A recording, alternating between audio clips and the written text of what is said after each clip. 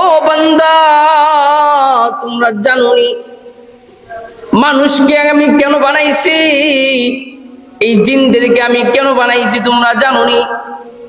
নিজের সৃষ্টির ব্যাপারে, সৃষ্টি তত্ত্বের ব্যাপারে তুমি যদি না জানো তাহলে কেমনে তুমি কাজ করবা? ও বান্দা, তুমি তো মনে করো আমি তোমারে বানাইছি মাছ ধরবা, নদীতে সারাদিন পয়রা থেকে, এটার জন্য তোমারে বানাইছি। তুমি তো মনে করো তোমারে আমি তাঁত শিল্পের কাজ করবা, কাপড় বাইনাইবা কলে, এটার জন্যই বানাইছি। তুমি তো মনে করো তুমি প্রবাসে যাইয়া বাবার জন্য টাকা পাঠাইবা, টাকা পাঠাইয়া বাড়ি ঘর বানায় একটা বিবাহ শাদী করবা, এটাই জিন্দেগি দোস্ত। তুমি এটা মনে করো। নৌকা চালাইবা, মানুষের ভাড়া টানবা, টাকা আসবো, এটাই জিন্দেগি। তুমি মনে করো কৃষি কাজ করো, জমিনে বীজ বপন করো, ফসল ফলাও, এই ফসল ফলানোর পরে ফসল করে তুলবা, বিক্রি করবা, কিছু নিজের জন্য রাখবা, এভাবে উপার্জন করবা, এটাই জিন্দেগি। তুমি যে মনে করো গাড়ির ড্রাইভিং করো, এই ড্রাইভিং করতে গিয়ে ইনকাম করো, এই ড্রাইভিংটাই তোমার জিন্দেগি। ও দোস্ত, তুমি তোমার নিজের সৃষ্টি তত্ত্ব ব্যাপারে জানো না। তুমি নিজে কি জন্য আল্লাহ দুনিয়াতে পাঠাইছেন? তুমি তো আব্দুল্লাহ ছিলা না, আমি আপনিও ছিলাম না, কেউ ছিলাম না। আল্লাহ পাঠাইছেন, কেন পাঠাইছেন এই প্রশ্ন কেন দিলে জাগে না? কেন পাঠাইছেন, আবার নিয়া যান, কেন নিয়া যান, এটাও তো প্রশ্ন আসে না দোস্ত। আল্লাহ জানাই দিয়েছেন, আল্লাহ বলেন ওমা খলাকাতুল জিন্না ওয়াল ইনসা ইল্লা লিয়াবুদুন। বান্দারে, আমি জিন আর ইনসান এই দুইটা জাতিরে আমি আলাদা সৃষ্টি করছি। আমি পোকামাকড়, কীট পতঙ্গ, সাপ বিচ্ছু, আকাশ গ্রহ, নক্ষত্র, নদী নালা, খাল বিল, পুকুর, এগুলারও সৃষ্টি করছি। এগুলার একটা উদ্দেশ্য, আর তোমাদেরকে সৃষ্টি করার আরেকটা উদ্দেশ্য। বান্দা, তুমি জানো নি আমি তোমাদেরকে আর জিন জাতিরে বানাইছি একমাত্র কেবলমাত্র আমার ইবাদতের জন্য। এই মানব জাতি আর জিন জাতিরে বানাইছি কেবলমাত্র একমাত্র আল্লাহর ইবাদতের জন্য। আর অন্য জাতি যেগুলো বানাইছে, এগুলো কেন বানাইছে? মানবের কল্যাণে, জিনের কল্যাণে, মানুষ এগুলা উপকার হাসিল করবে, এগুলা থেকে ফায়দা নিবে। এজন্য বলছে মাল্লাহুল মাওলা ফালাহুল কুল, যে আল্লাহর জন্য হয়ে যায় গোটা দুনিয়াটাই তার জন্য হয়ে যায়। সেই সাথে কিছু কথা বলা এবং শোনার তৌফিক দিয়েছেন, এজন্য দিল খুলে, দিল প্রাণ উজাড় করে দিয়ে বলি আলহামদুলিল্লাহ। সম্মানিত হাজরিন, দুনিয়ার মাঝে সবচেয়ে বড় নিয়ামত হলো, গনিমত হলো সময়। যার সময় ভালো কাজে লাগে সে দামি হয়। যে সঠিকভাবে সময়কে খরচ করতে পারে, সঠিকভাবে ব্যয় করতে পারে, সে সফল কাম হয়, সফলতা তার হাতছানি দিয়ে ডাকে তাকে। আর যে সময়টাকে সঠিকভাবে লাগাইতে পারে না, লাগাইতে জানে না, সময় তার থেকে ছুটে যায় অহেতুক খেলাধুলায়, দুনিয়ার বাজে আড্ডায়, অনর্থক যারা সময় নষ্ট করে, অপচয় করে, তাদেরকে চতুর্দিক থেকে পরাজয় আর গ্লানি আবদ্ধ করে নেয়, ঢেকে নেয়। লাঞ্ছনা গঞ্জনার জিন্দেগি তার জন্য অপেক্ষা করে, তার ভবিষ্যৎ অন্ধকার হয়ে যায়। আর যে সময়টাকে সঠিকভাবে ব্যয় করতে পারে, সঠিক কাজে লাগাইতে জানে, সে দামি হয়ে যায়। দুনিয়া আখিরাতে তার উন্নতি সাধন হয়, মানুষের কাছে সে সমাদৃত হয়, মানুষের কাছে সে সম্মানের পাত্র হয়। তো আমরা বুঝতে পারলাম সময় মানে কি জানেন? সময়টা অনেক গুরুত্বপূর্ণ বিষয়। সময় মানেই তো জীবন, সময় মানেই তো আবার ইহ জাগতিক আয়ু। আমি বাঁচলাম 60 বছর, এর ভিতরে কতদিন সময় বাঁচলাম, কত ঘন্টা, কত সেকেন্ড, কত মিনিট, কত সপ্তাহ, কত মাস, কত বছর, এর সব হিসাব আছে না? সব কিছুর হিসাব আছে। আমি একটা সেকেন্ড নষ্ট করলাম মানে আমার জীবনের 1 সেকেন্ড আয়ু কেটে দিলাম, নষ্ট করে দিলাম। যারা বুদ্ধিমান যারা, তারা সময়ের অপচয় করে না। যারা নির্বুদ্ধ তারাই সময়ের অপচয় করে, তারাই সময় নষ্ট করে।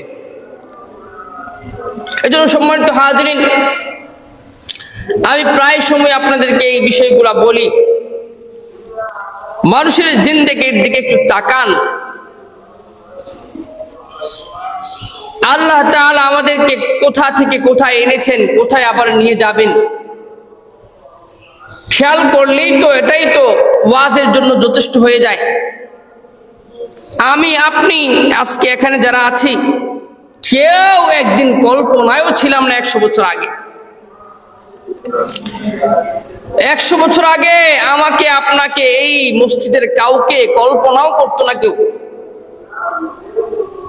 আপনার দাদা, আপনার বাবা কল্পনা করতো না আমার করে এই ছেলে আসবে না মেয়ে আসবে, কে আসবে, তারা এসে জিন্দেগি যাপন করবে, এই পৃথিবীতে আমার নাম নিশানা টিকিয়ে রাখবে। তাদের কল্পনায়ও ছিল না। আবার কিছুদিন পরে, কয়েক যুগ পরে আপনারা কল্পনায় এসেছেন, বাস্তবতায় এসেছেন। তো আসার সিস্টেমটা কি আমি আপনাদেরকে জানাই, জিজ্ঞাসা করি। সব মানুষের আসার সিস্টেম তো একই নাকি? সিস্টেম তো একই, প্রাকৃতিক সিস্টেম একই সবার। সে নারী হোক, পুরুষ হোক, ধনী হোক, গরিব হোক, রাজা হোক, বাদশাহ হোক, সে আমির হোক, ফকির হোক, দিন মজুর হোক, মেথরওয়ালা হোক, আতরওয়ালা হোক, মেথর হোক আর আতরের ব্যবসায়ী হোক, কামার কুমার তাঁতি জেলে যেই হোক, সবার আসার সিস্টেমটা এক। আবার যাওয়ার সিস্টেমটাও এক। কবরের জায়গাটাও সেম, সাইজ সেম। বাদশা বলে তাকে সাইজ বড় করে কবর দেওয়া হয় না। ধনী বলে তার কবরের সাইজটা একটু বড় করা হয় না। চৌধুরী বংশের বলে তার কবরের সাইজ একটু আলাদা ডিজাইন করে না, আলাদা সিস্টেম করে না, আলাদা বড় করে না, একই সাইজ। কাফনের কাপড় একই সাইজের কাপড়, একই ডিজাইনের কাপড়, একই কালারের কাপড়। তো আসা যাওয়া দুইটাই সেম। পার্থক্য কি দিয়ে করবেন আল্লাহ? পার্থক্য করবেন আসা যাওয়ার মাঝে যে সময়টা আছে, এই সময়ে কি করলো সে। আসা যাওয়ার মাঝে বান্দা কি করলো, কি নিয়ে আসলো, কি কাজ সে আঞ্জাম দিল দুনিয়াতে। তাকে তো আমি একটা আয়ুষ্কাল দিয়েছি, মেয়াদ দিয়েছি, একটু সময় দিয়ে তাকে দুনিয়াতে পাঠিয়েছি। সে কি করলো, কি কাজ আঞ্জাম দিল, আমার কাছে কি নিয়ে আসলো, এটা দিয়েই বিচার করা হয়, এটা দিয়েই তার হিসাব নিকাশ করা হয়। সহজে একটা উদাহরণ দিলেই বুঝবেন। এক লোকের 7টা ছেলে আছে। 7টা ছেলেকে সে বলল যে বাবা তোমরা এই কাজটা করো, এই কাজটা শেষ করে আমার কাছে আসবা, তোমরা যদি এই কাজটা করো তোমাদেরকে পুরস্কার দিব এবং তোমাদের প্রতি আমি সন্তুষ্ট হব। এখন এক ছেলে গেছো তো সে খেলার নেশায় পইরা রয়েছে বেরিবাদে, বন্ধুদের আড্ডায় বসে থাইকা তার বাবা যে একটা সময় দিছে এই সময়ের ভিতরে কাজ করে আসতে হবে, সে ভুলে গেছে, বন্ধুর তালে পড়ে একেবারে বিলকুল ভুলে গেছে। আরেকটা ছেলে সে যাইতেছে রাস্তায়, মোবাইল টিপা যাইতেছে আর রাস্তায় গল্প করতেছে, আস্তে আস্তে যাইতেছে, ধীরে ধীরে কাজে গেছে, একটু সময় কাজ করছে। আরেকটা ছেলে এভাবে হাঁটি হাঁটি পা পা করে যাইতেছে, তার বদভ্যাস যেটা সে করতেছে আর ওই কাজও যাইতেছে, মাঝেটা তার যে কাজগুলা করার দরকার সেগুলাও করছে, অহেতুক কাজ যেগুলো আর কি এগুলা করছে, আবার বাবার কাজটাও করে আসছে। আরেকটা ছেলে আছে সে কোথাও দৃষ্টি দেয় নাই, কোথাও যায় নাই, কোনো বন্ধুর আড্ডায় যায় নাই, সরাসরি বাবা যেই কাজ করতে বলছে কাজটা শেষ করে বাবার কাছে আইছে। এরা এখন আসে নাই, এরা বন্ধুর আড্ডায় পড়ে রয়েছে, খবর নাই। বাবাদের বলছে সন্ধ্যার আগে চলে আসবা, কাজটা করে আমার কাছে আসবা, তোমাদের পুরস্কার দিব। ওই 6 ছেলে কোথায় কেউ জানি ঘুরতেছে, কাজ করছে, কেউ একটু একটু করছে, কেউ করছে না, আমার আড্ডাবাজি করতেছে, আরেকজন পুরা ফুললি কাজ করে টাইম মতো চলে আসছে। তো আপনাকে যদি জিজ্ঞাসা করি তাহলে কি বলবেন? বাবা কোন ছেলের উপর সন্তুষ্ট হবে, কাকে পুরস্কার দিবে? যেই ছেলেটা কথা মতো কাজ করছে, যখন বলছে তখনই কাজে গেছে, আবার যখন বলছে তখনই চলে আসছে, এবং কাজটাকে সঠিকভাবে করে আসছে, তাকেই তো পছন্দ করবে, তাকেই তো পুরস্কার দেবে, ঠিক কিনা? তো কাজের উপরেই পুরস্কার। দুনিয়াতে যা দেখেন, আমি আজকে আপনাদের মসজিদের ইমাম খতিব, আমার দায়িত্ব হলো মিম্বর থেকে আপনাকে সঠিক কথা জানিয়ে দেওয়া। আমার দায়িত্ব হলো আপনাদেরকে 5 ওয়াক্ত নামাজ পড়ানো, সমাজের রন্ধ্রে রন্ধ্রে যত অপকর্ম, যত ব্যভিচার, যত ধরনের গুনাহ আছে এগুলা সংশোধন করে দেওয়া, মানুষের যত ধর্মীয় সমস্যা আছে এগুলো সমাধান করে দেওয়া আমার কাজ। এখন আমি যদি এগুলা একটাও না করি, তো বলেন তো আমার কাজে কমতি হইল কিনা, আপনাদের অসন্তুষ্টির কারণ হবে কিনা? একটা কোম্পানিতে আপনারা জব করেন, আপনার ডিউটি হলো 8 ঘন্টা, আপনি 4 ঘন্টা বাহিরে কাটাই এলেন, তো আপনার উপর আপনার বস রাগ করবে কিনা? রাগ করবে, বরঞ্চ এমন হবে বারবার করতে থাকলে বহিষ্কার করে দিবে, যা তোর চাকরি নট করে দিলাম, ক্যান্সেল করে দিলাম, ক্যান্সেল করে দিবে। কয়েকদিন সতর্ক করবে, কিন্তু পরে ক্যান্সেল করে দিবে। তো এই সিস্টেম, এই ফর্মুলা আমাদের জাগতিক জীবনেও রয়েছে। যদি কাজ সঠিকভাবে করে তার মূল্য থাকে, কাজ সঠিকভাবে করবে না তো বহিষ্কার, কাজ সঠিকভাবে করবে না তো এর মূল্য নাই। তো আল্লাহর কাছে মূল্য হলো আমলের। আল্লাহর কাছে আপনি বড় ধনী, চৌধুরী বংশের, আপনার চেহারা সুন্দর, আপনার বডি স্ট্রাকচার ভালো, আপনার গঠন সুন্দর, নামি দামি ফ্যামিলির, শিক্ষিত, এগুলো আল্লাহ দেখে না। শিক্ষাগত যোগ্যতা, সার্টিফিকেট আছে আপনার, ডক্টর, ইঞ্জিনিয়ার, প্রফেসর, আলেম, জাহেল, কোনো কিছু আল্লাহ তফাৎ করে না। আল্লাহ কি দেখেন? রাসূলুল্লাহ সাল্লাল্লাহু আলাইহি ওয়াসাল্লাম বলেন, ইন্নাল্লাহা লা ইয়ানজুরু ইলা সুওয়ারিকুম ওয়া আমওয়ালিকুম ওয়ালাকিন্নাল্লাহা ইয়ানজুরু ইলা কুলুবিকুম ওয়া আমালিকুম। ও দোস্ত, আল্লাহ দেখেন না তোমার চেহারার রং কেমন, দেখেন না তোমার চেহারার ডিজাইনটা কেমন, চেহারার ফেস কাটিং কেমন, সুন্দর না বিশ্রী, রং কেমন, গায়ের সাদা না কালো, কোন কালারের, কোন ডিজাইনের, কোন কিছু আল্লাহ দেখেন না। দেখেন না কোন বংশে তোমার জন্ম, চৌধুরী বংশে তুমি কি জন্মগ্রহণ করছো, নাকি তুমি কোন নিম্ন বংশের মধ্যে জন্মগ্রহণ করছো। আল্লাহ দেখেন না তোমার সম্পদ কেমন আছে, তোমার কি বিশাল বড় প্ল্যাটফর্ম, তোমার বিশাল বড় বাড়ি, গাড়ি, অট্টালিকা, নারী, সন্তান সন্ততিতে ভরপুর, তোমাকে সবাই নেতা বইলা ডাকে, তোমার সবাই চেয়ারম্যান সাহেব বানাইতে জন্য প্রস্তুত হয়, মেম্বার বানানোর জন্য প্রস্তুত হয়, সমাজের কোনো বিচার, বিবাহ, শাদী, আচার অনুষ্ঠান তোমার ছাড়া হয় না। আল্লাহ এগুলা দেখেন না। ধনী গরিবে তফাৎ করেন না, সাদা কালো কোনো তফাৎ করেন না। আল্লাহ কোন দেশে তুমি জন্মগ্রহণ করেছো ওই দেশের তফাৎ করেন না। ধনী গরিবের তফাৎ তো দূরের থাক, আল্লাহ তারা তোমার গঠন স্ট্রাকচারও দেখেন না। দেখেন না তুমি কত সুন্দর করে কথা বলতে পারো, কত সুন্দর করে কথা বলতে জানো, তোমার মেধা কত ভালো, কোনো কিছুর আল্লাহ দেখেন না।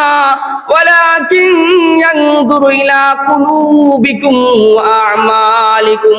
তবে দোস্ত, আল্লাহ দেখেন, খোঁজ নেন কোন বিষয়গুলা আল্লাহ খোঁজ নেন, বান্দার অন্তরটা কেমন, বান্দা কি চায়, অন্তরটা পবিত্র কিনা, যে অন্তরটাকে আমি বানাইছি আমি মালিকের রাজত্বের জন্য, আমি বানাইছি আমি মালিককে জিকির করার জন্য, আমি মালিককে ডাকার জন্য, আমি মালিকের কোরআন পড়ার জন্য, আমি মালিকের কিতাব পড়ার জন্য, দুনিয়াতে আমার বিধান কায়েম করার জন্য আমি তাকে এই কলব দিয়েছিলাম যেন এই কলবে কোনো গুনাহের কালিমা না লাগায়, এই গুনাহের মধ্যে যেন কোনো জিনা, ব্যভিচারী, চুরি, ডাকাতি, ছিনতাই, রাহাজারি, জুলুম, লুটতরাজ, পশুবিকতা, অন্য গুনাহের কোনো আসর যেন প্রভাব যেন এই অন্তরের মধ্যে না ফালায়।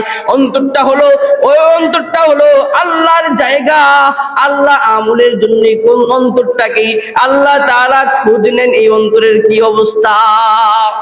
ও দোস্ত, শুধু তাই নয়, অন্তর দেখবেন, অন্তর দিয়ে বান্দা কি চায়। দেখা যায় আজকাল বান্দা মুখে বলে একটা, অন্তরে আরেকটা, যেটাকে বলা হয় মুনাফিকি। মুখে বলে আমি আল্লাহ তোমারে ভালোবাসি, আমি মুসলিম মানে কি জানেননি? আত্মসমর্পণ করা, আল্লাহর কাছে সারেন্ডার করা, নত জানু হয়ে ফিরে আসা, মস্তককে আল্লাহর দাসত্বের জন্য অবনত করা, এটাকে বলা হয় মুসলিম। কিন্তু আমরা কি মুসলমান পরিপূর্ণ হয়েছি? আমরা তো পরিপূর্ণ মুসলমান না, কথা কাজে আমাদের মিল নাই। আমি মুসলমান দাবি করি কিন্তু আল্লাহর সামনে আমার মস্তক নত হয় না, বছর একদিনও না। দুই ঈদে কোন রকম কয়েকজন আছে মুসল্লি নামাজ পড়তে যায়, পুরা সবাই যায় না। যদি সবাই যায় তো ঈদগাহে জায়গা হইতো না।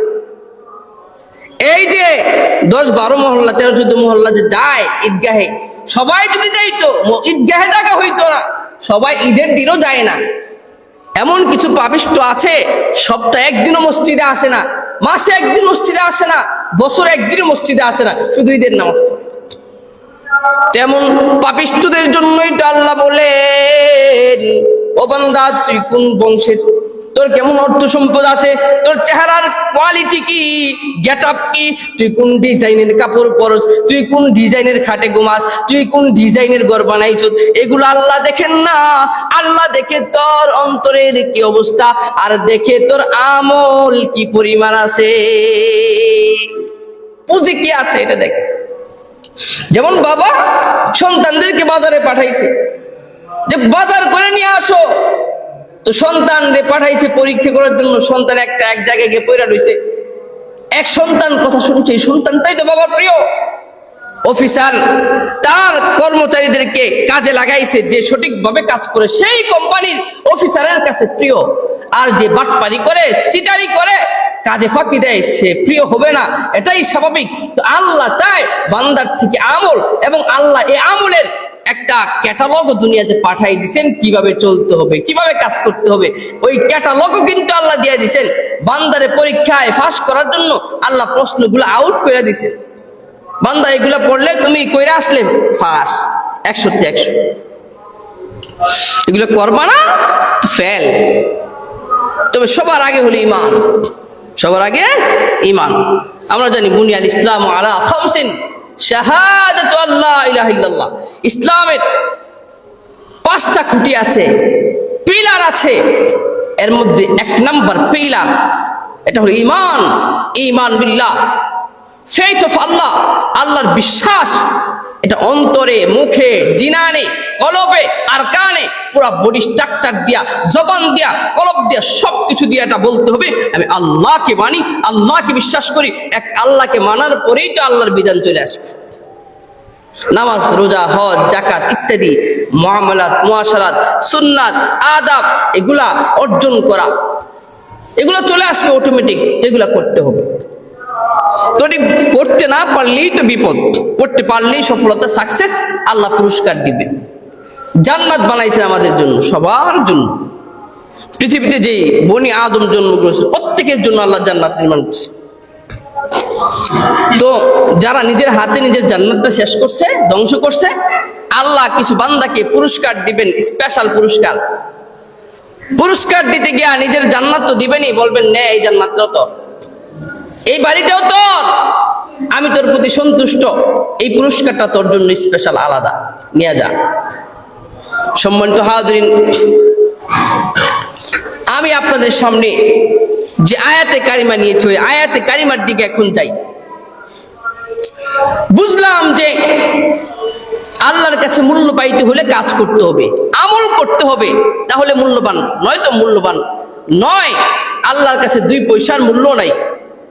আমার আপনার কাজের দিয়ে আমি কাজী হব, কাজ নাই তো পাজি, কাজ দিয়ে ওই মানুষ কাজী হয়, ঠিক কিনা? বৃক্ষ তোমার নাম ফলে পরিচয়। বৃক্ষ তার পরিচয় দিতে হলে ফল দিতে হবে, গায়ে ভালো হতে হলে তার দুধ ভালো হতে হবে। অর্থাৎ এক কথায় আমি নিজের ব্যক্তিত্ব তুলে ধরতে হলে আমাকে কাজ করতে হবে আল্লাহ।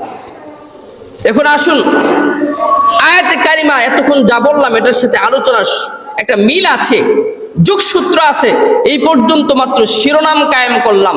যে আলোচনাটা করতে চাচ্ছি সেটা হলো আমাকে আপনাকে সময়ের সঠিক মূল্যায়ন করতে হবে। আল্লাহর কাছে দামি হতে হলে সময়কে কাজে লাগাতে হবে। এটা হলো প্রথম কথা, এটা হলো হেডিং। এখন আসুন আলোচনার দিকে।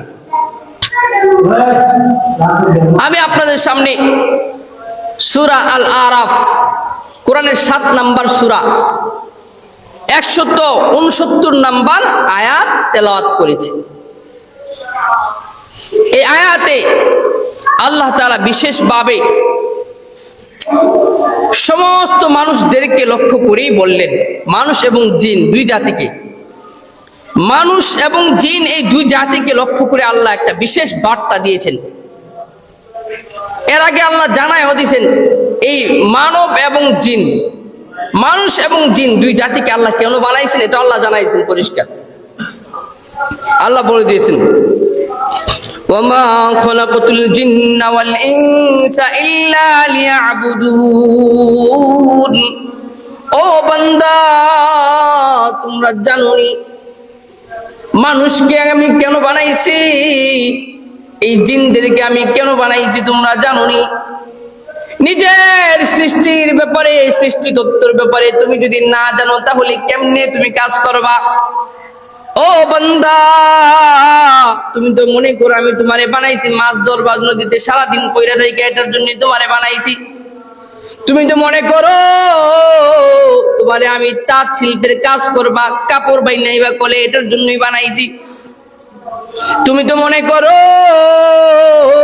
তুমি প্রবাসে যাইয়া বাবার জন্য টাকা পাঠাইবা, টাকা পাঠাইয়া বাড়ি ঘর বানায় একটা বিবাহ শাদী করবা, এটাই জিন্দেগি দোস্ত। তুমি এটা মনে করো। নৌকা চালাইবা, মানুষের ভাড়া টানবা, টাকা আসবো, এটাই জিন্দেগি। তুমি মনে করো কৃষি কাজ করো, জমিনে বীজ বপন করো, ফসল ফলাও, এই ফসল ফলানোর পরে ফসল করে তুলবা, বিক্রি করবা, কিছু নিজের জন্য রাখবা, এভাবে উপার্জন করবা, এটাই জিন্দেগি। তুমি যে মনে করো গাড়ির ড্রাইভিং করো, এই ড্রাইভিং করতে গিয়ে ইনকাম করো, এই ড্রাইভিংটাই তোমার জিন্দেগি।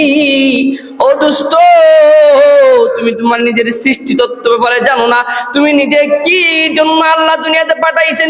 তুমি তো আব্দুল্লাহ ছিলা না, আমি আপনিও ছিলাম না, কেউ ছিলাম না, কেউ ছিলাম না। আল্লাহ পাঠাইছেন, কেন পাঠাইছেন এই প্রশ্ন কেন দিলে জাগে না?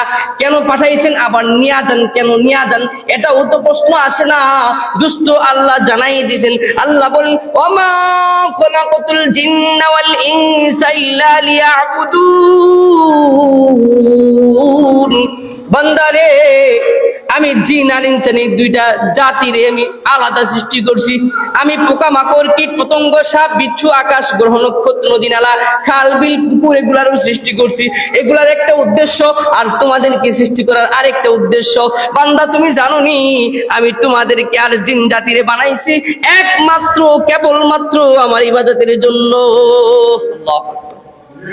এই মানব জাতি আর জিন জাতিরে বানাইছে কেবলমাত্র একমাত্র আল্লাহর ইবাদতের জন্য। আর অন্য জাতি যেগুলো বানাইছে, এগুলো কেন বানাইছে?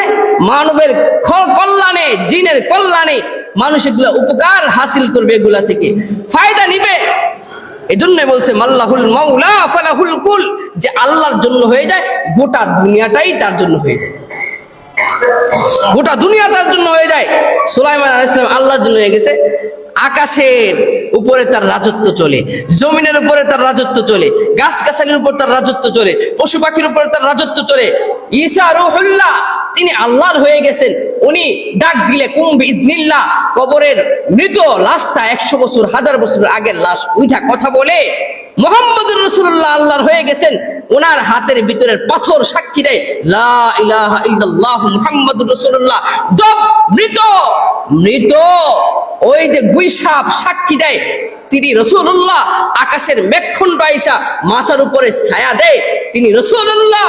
এই স্বীকৃতি দেয় যখন আল্লাহর হয়ে যাইবা সব তোমার হয়ে যাবে।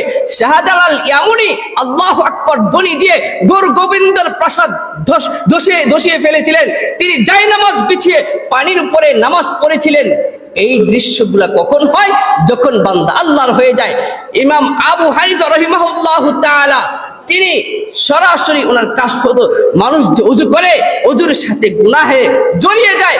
কে জিনা করলো, কে ব্যভিচারী করলো, কে চুরি করলো, কে ডাকাতি করলো, এগুলো তিনি দেখতে পাইতেন।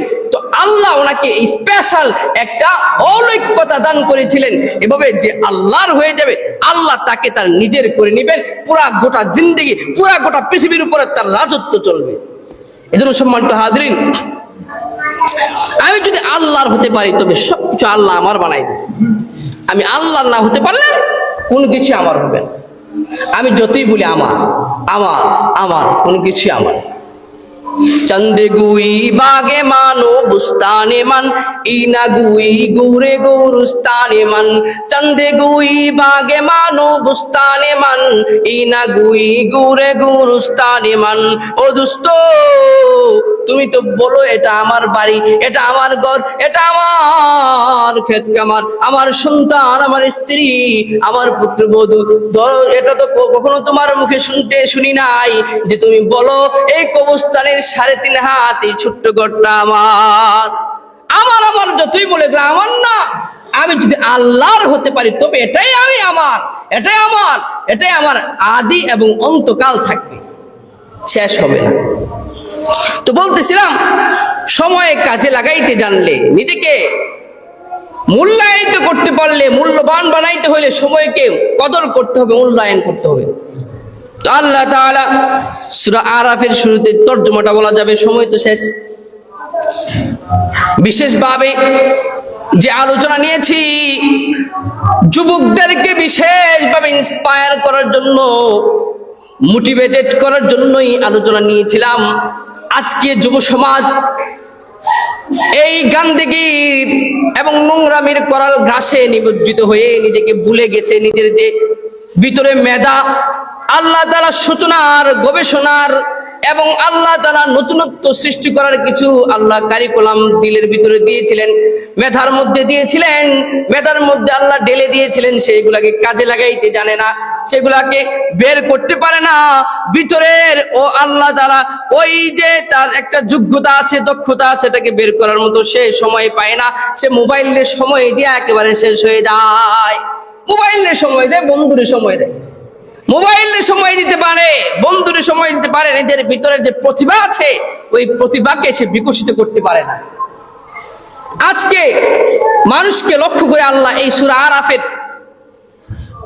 169 নম্বর আয়াতে আল্লাহ এই কথাটা বলে দিয়েছেন। মানুষকে আল্লাহ বুদ্ধি দিয়েছেন, মেধা দিয়েছেন, চোখ দিয়েছেন, কিন্তু সেগুলোকে কাজে লাগায় না। আল্লাহ বলেন, ওয়ালাকাদ যারনা লিজাহান্নামা কাসীরাম মিনাল জিন্নি ওয়াল ইনসি। ও দোস্ত, আল্লাহ তাআলা জাহান্নামকে বানাইছেন কিছু মানুষের জন্য আর কিছু জিনের জন্য। আল্লাহ বলে দিলেন, তোমাদের কিছু মানুষের জন্য আর কিছু জিনের জন্য আমি জাহান্নাম বানাইছি।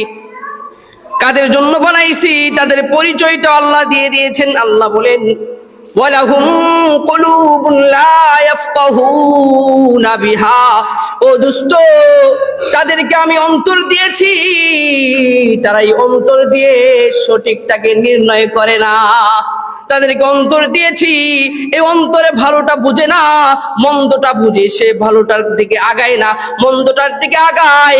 ভালো কথা তার কাছে খারাপ লাগে, মন্দ লাগে, আর মন্দ কথাটা তার কাছে ভালো লাগে। গানের মজলিসে তার আনন্দ লাগে, ওয়াজের মজলিস তার কাছে খারাপ লাগে। গানের আড্ডায় তার ভালো লাগে, বন্ধুর আড্ডায় ভালো লাগে, নেশার আড্ডায় ভালো লাগে, এই জিনা বেবিচারি চুরি ডাকাতির আড্ডায় তার ভালো লাগে। এই ভালো কাজের দিকে ডাকলেই বলে মোল্লারা আর খাইয়া কোনো কাম পায় না, অন্যের ঘরে খায় আর মানছেরে নসিহত করে, তাদের তো আর কোনো কাজ কাম নাই। আসলে আমাদের কাজটা কি ছিল? মোল্লারা যেগুলা বলে এটাই তো আমার কাজ, পাঠাইছি কেন আল্লাহ? এই প্রশ্নটা তো দিলে আসে না।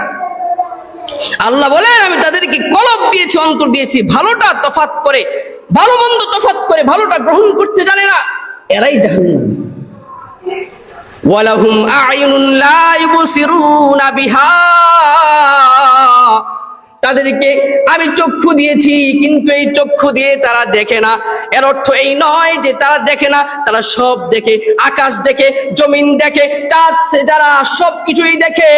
স্ত্রীর সৌন্দর্য দেখে বিমোহিত হয়, সে ছেলের সৌন্দর্য দেখে বিমোহিত হয়, আল্লাহর সৌন্দর্য, পৃথিবীর সৌন্দর্য দেখা, পুরা পৃথিবীর আল্লাহর সৃষ্টিজীব দেখা, সৌন্দর্য দেখা সে মুগ্ধ হয়। কিন্তু এই চোখ দিয়ে ভালো মন্দটা যাচাই বাছাই করে না, হালাল হারাম সে মেনটেন করে চলে না, যে এটা দেখতে হবে, এটা জায়েজ, এটা না জায়েজ, এটা তফাৎ করে না, তারাই জাহান্নামী। আবার বলে ওয়ালাহুম আযানুন লা ইয়াসমাউনা বিহা, তাদেরকে আমি কর্ণ দিয়েছি, এই কর্ণ দিয়ে তারা শুনে না। আসলে কি শুনে না? সব শুনে, কিন্তু যেটা শোনার দরকার সেটা শুনে না, ভালোটা শুনে না, ওয়াজ শুনে না, উলামায়ে কেরামের কথা শুনে না, কোরআনের ধ্বনি শুনে না, ইসলামের কথা শুনে না, আল্লাহর কথাগুলো শুনে না, রাসূলের কথাগুলো শুনে না। এগুলা তার কাছে ভাল লাগে না।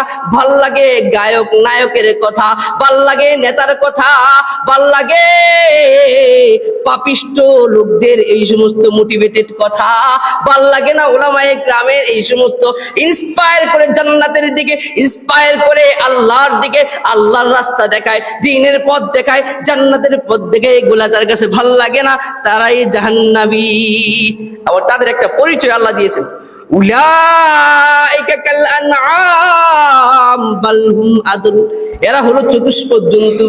চতুষ্পদ জন্তুর কোনো জিন্দেগি আসেনি, বুঝ আসেনি, সে জায়গায় খায় জায়গায় লেদায়, জায়গায় খায় জায়গায় লেদায়, তার কোনো ভবিষ্যৎ পরিকল্পনা আসেনি, কোনো কিছু নাই। সে কখন মরবে, কি করবে, বাঁচবে, তার ঘর করতে হবে কিনা, বিল্ডিং করতে হবে না, কোনো চিন্তা নাই। এই মানুষটারও চিন্তা নাই, সে জাহান্নামী।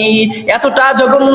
আল্লাহ বলেন শুধু তাই নয়, পশু পাখির তো একটা মালিক আছে, মালিক চিনে, মালিকের কাছে ধর্ণা দেয়, মালিক তারে খাওয়ায় পড়ায়, মালিক তার থেকে উপকার নেয়। কিন্তু এই মানুষটা তার চেয়েও নিকৃষ্ট, বালহুম আদল, সে তার চেয়েও নিকৃষ্ট।